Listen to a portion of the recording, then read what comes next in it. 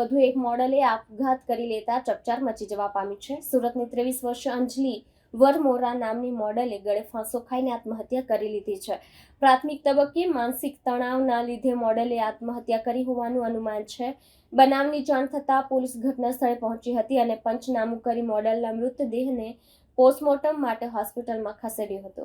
સુરતમાં છેલ્લા કેટલાક સમયથી આપઘાતના બનાવોમાં સતત વધારો થઈ રહ્યો છે। થોડા સમય પહેલા સુપ્રીત કૌર નામની મોડલે આત્મહત્યા કરી હતી, ત્યારબાદ વધુ એક મોડલે આપઘાત કરી લેતા ચકચાર મચ્યો છે।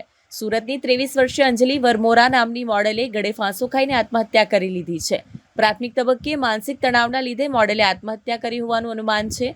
બનાવની જાણ થતાં પોલીસ ઘટના સ્થળે પહોંચી હતી અને પંચનામું કરીને મોડલના મૃતદેહને પોસ્ટમોર્ટમ હોસ્પિટલ ખસેડ્યો હતો। પ્રાપ્ત માહિતી અનુસાર સુરતના અથવા વિસ્તારમાં 23 વર્ષીય અંજલિ વરમોરા નામની મોડલે દુપટ્ટા વડે ગળે ફાંસો ખાઈને જીવન લીલા સંકેલી લીધી છે। અંજલિએ પંખા પર દુપટ્ટો બાંધીને આપઘાત કરી લીધો હતો।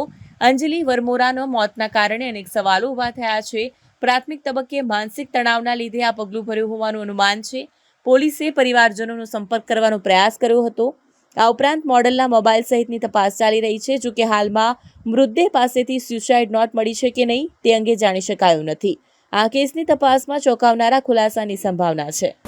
7 और 8 तारीख की रात को सूरत सिटी के अठवा पुलिस स्टेशन विस्तार में कार्तिक अपार्टमेंट जो नवसारी बाज़ार में है वहाँ पे रहने वाले एक मॉडल जिसका नाम अंजलि बहन अल्पेश भाई वरमोरा है। ये 23 साल की है और फ्रीलांस मॉडलिंग का काम करती है। उन्होंने दुपट्टे से खुद को हैंग करके और सुसाइड कर लिया और इसका अभी एडी एक अठवा पुलिस स्टेशन में लिया गया है और आगे का इन्वेस्टिगेशन चालू है। ये पिछले कई वर्षों से मॉडलिंग का काम कर रही है और अभी तक जो पता लगा है 4 स्टूडियो हैं जो जिनके साथ में ये जुड़ी हुई है। एक revenue boy Alka user studio है, एक पीएम स्टूडियो है, स्टूडियो डॉट है, एक सरदार मार्केट के पास में एक स्टूडियो और है जो भी फ्रीलांस मॉडल्स को काम देता है। तो इन स्टूडियोज़ के साथ ये जुड़ी हुई थी और उनके साथ काम कर रही थी।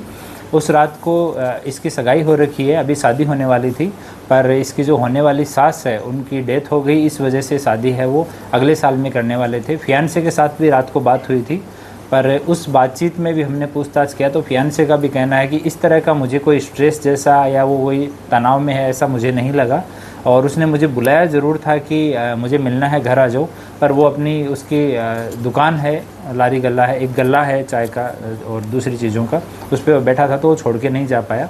पर उसको इस चीज़ का आइडिया नहीं था कि ये इतनी तनाव में हो सकती है या सुसाइड जैसा कदम उठा सकती है।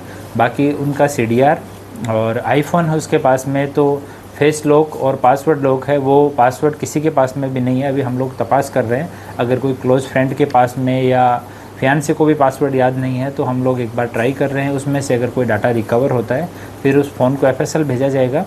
CDR उसका आ गया है, CDR हम लोग एनालाइज कर रहे हैं। उसमें जो भी निकलेगा कि रात को किस किस से बात हो रही थी, मैक्सिमम कॉल किसके साथ में थे, वो सब चीज़ों की तपास की जाएगी और उसके बाद में आगे बढ़ा जाएगा। हाँ, उनके मॉडल ने 2 स्टेटस लगाए थे जो थोड़े तनाव में लगते थे।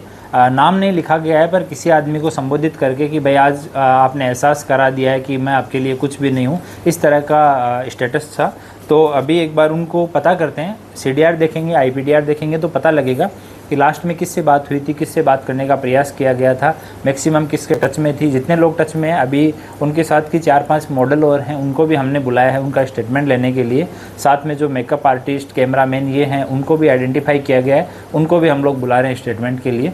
तो सब एंगल पे हम लोग तपास करेंगे। उनका फाइनेंशियल स्टेटमेंट पे हम लोग तपास कर रहे हैं कि कहीं कोई फाइनेंशियल तनाव की वजह से ऐसा कदम उठा ले। सारी चीज़ों पे हम लोग काम कर रहे हैं। जैसे कुछ अपडेट होगा आपको दोबारा से बुला के अपडेट करेंगे। और अभी CDR और IPDR पे अभी हम लोग काम कर रहे हैं और मोबाइल को FSL आज भेज रहे हैं। अगर उससे कुछ डाटा जितना जल्दी रिकवर होता है तो उसकी भी मदद ली जाएगी।